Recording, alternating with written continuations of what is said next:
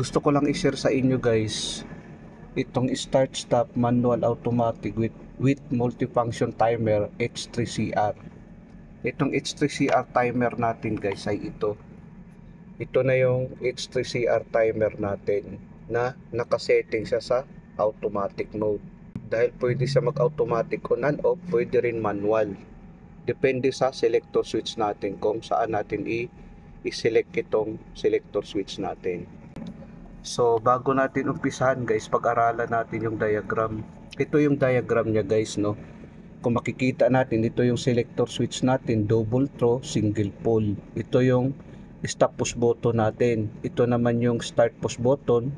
Itong dalawang push button guys ay momentary push button ito. Na ang ibig sabihin, pag i-press natin to, pag bitawan natin, babalik sa normal position na naka-open, nakaganyan. Ito naman, pag i-press natin to mag-open, pag bitawan natin, babalik sa position na naka-close. Ito na yung magnetic contactor natin. Ito yung timer, circuit breaker natin na single phase. Ito na yung timer natin, magnetic contactor, normally open na push button, momentary, normally close na push button, tapos selector switch, single pole, double throw ito guys. Ngayon pag-aralan natin yung diagram.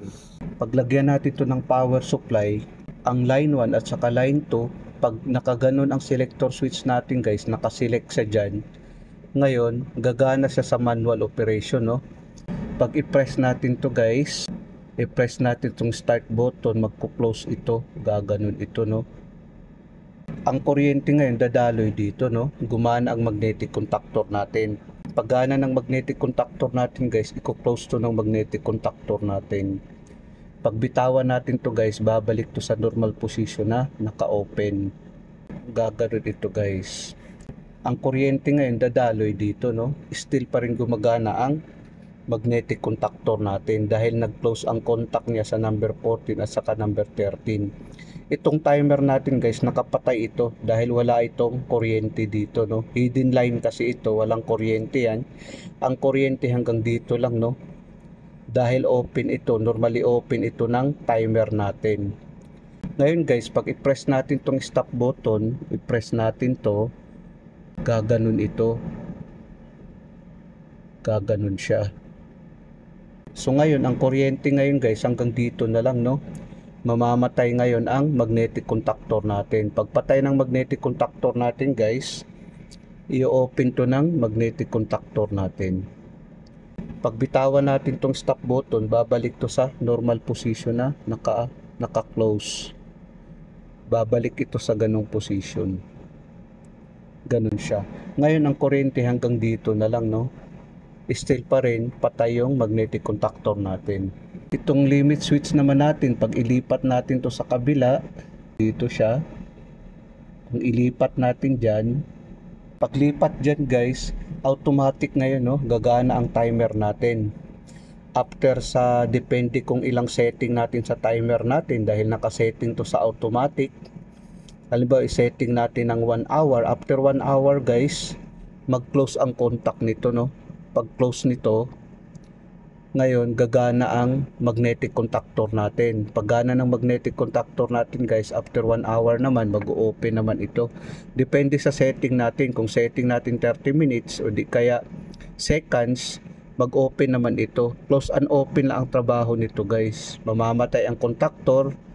After ilang oras ang setting mo, magko-close naman ito ulit. Ganun siya guys. Pag close siya ulit, gagana naman ang magnetic contactor natin. So ganun ang trabaho niya guys. Open and close lang ito. Ganun ang trabaho niya. Ngayon guys, pag i-setting naman natin to sa kabila, mag-open naman ito guys, no. Mag-open naman dito. Dito naman ang gagana itong manual natin. Ganun ang function niya guys. Ngayon i-try natin ngayon na ating pagganahin. I-try natin ngayon, no, na ating pagganahin. Nakasetting ito sa auto mode itong timer natin. Ito siya dito guys, nakasetting siya sa auto mode, no, kung makikita natin. Ngayon i-try natin na ating ilagay sa manual muna. Yan, naka-manual siya guys. Pag i-press natin to, gagana yung contactor natin, no. Pag i-press natin, mamamatay. I-press natin to, gagana. Pag i-press natin, mamamatay. Naka-manual mode itong selector switch natin, no? Kung makikita natin. Naka-manual mode siya. Ngayon, pag ilagay naman natin to sa automatic na yung gagana ang contactor natin. Ito siya guys, nakasetting siya sa seconds, no? Kung makikita natin seconds, ito kasi yung selection niya. Mayroon tong seconds, minutes, at saka hours. Itong selection mode na ito. Ito naman sa numbering, para mag-change ang number. Kung makikita natin seconds siya, no? Dahil demonstration lang naman. Pag ilagay naman natin to sa automatic, mag-automatic on and off ang ating contactor, no? Try natin. Ayan. Automatic on and off siya guys. Kung makikita natin, no? Ganun siya guys. Ganun ang function niya guys. Depende sa setting ng ating timer. Ganun ang function niya. Kung makikita natin, no? Ganun ang function niya guys. Ayan. Pag i-off naman natin dito, mamamatay.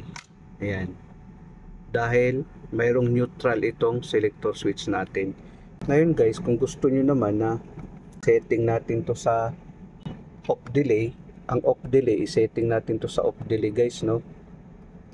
I-setting natin sa off delay. Hanapin natin yung letter E. Nakalagay na letter E. Ayan. Itong E na ito ay off delay ito. Ang ibig sabihin ng off delay guys, gumagana siya. Halimbawa kung isetting natin to sa 1 hour, after 1 hour guys, mamamatay sa kusa. Ilagay na lang natin, assuming na 1 hour yung setting natin. Pag i-press natin to dito, pag i-select natin tong selector switch, gagana yung contactor natin. After 1 hour, mamamatay siya. Try natin yan, gumana siya. After 1 hour guys, mamamatay siya. Yan, namamatay na siya guys. Yun ang ibig sabihin nun. Kung i-setting natin, halimbawa, taas-taasan natin yung time, no? I-try natin ulit. Tapos, i-on natin. Ayan. 10 seconds naman, mamamatay ang contactor natin. Ibig sabihin, mamamatay yung aircon natin after 10 seconds. Ayan. O kung gusto mo hours ang ilagay mo, mamamatay siya ng 1 hour. 1 hour, mamamatay siya guys. Sana guys nakapagbigay ito ng konting kaalaman sa mga baguhan. Maraming salamat sa inyo guys. Hanggang sa muli.